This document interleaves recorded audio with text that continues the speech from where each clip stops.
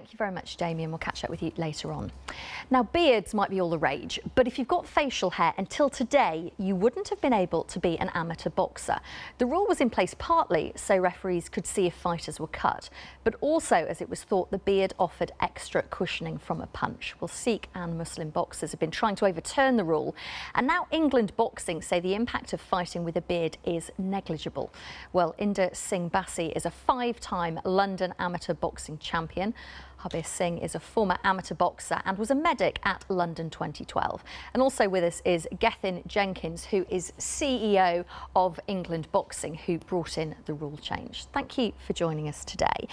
So first of all, Inder, how has it affected your career?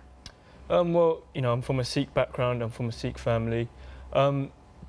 It's part of our religion to keep our hair. It's part of the 5Ks, and shaving was, obviously, it wasn't ideal. It wasn't something that I wanted to do, but I had to do it to abide by the rules. And if I wanted to box, which I did, I had to do it. And so it was a choice that I had to make, but it wasn't really a choice that I wanted to make.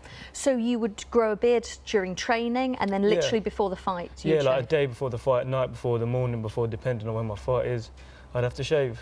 And how does that affect your preparation? Because I know that lots of boxers have their rituals and things. Yeah, exactly. It's not really ideal, you know. Where I'm used to walking around with a beard, it's a mental thing as well, whereby all of a sudden I'm clean shaven. You know, I've got a beard for so long, and then I'm fighting and I'm clean shaven. It does affect you, but it was something I had to do. I want to bring in Gethin, because I want to know what the original thinking was behind the ban on beards. The original thinking or the ruling came from the world governing body, AIBA, and I think they contended it was based on safety and sort of clarity to see cuts.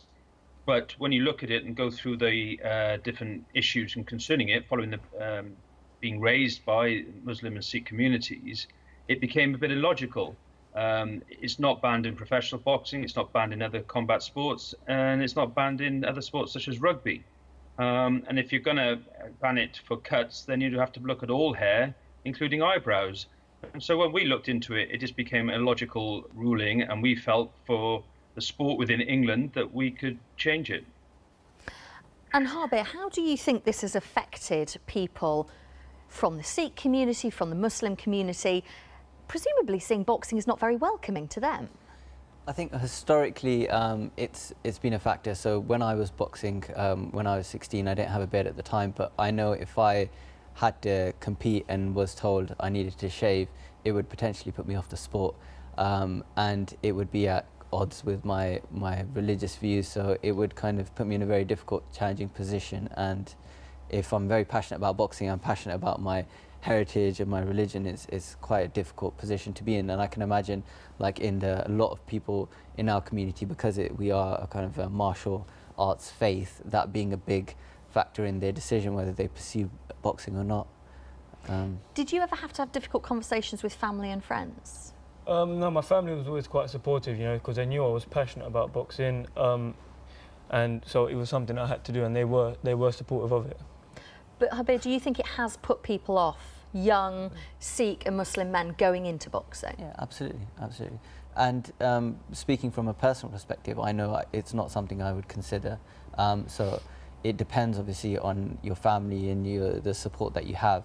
But I can imagine if you have a religious parents, religious family, or they're going to be very reluctant for you to go down the boxing road, if regardless of how passionate you are about it.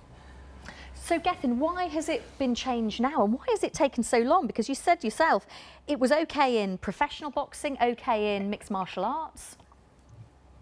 I think it's taken queries from the membership that we've come on board and looked at it. We regard it as an inadvertent barrier to entry.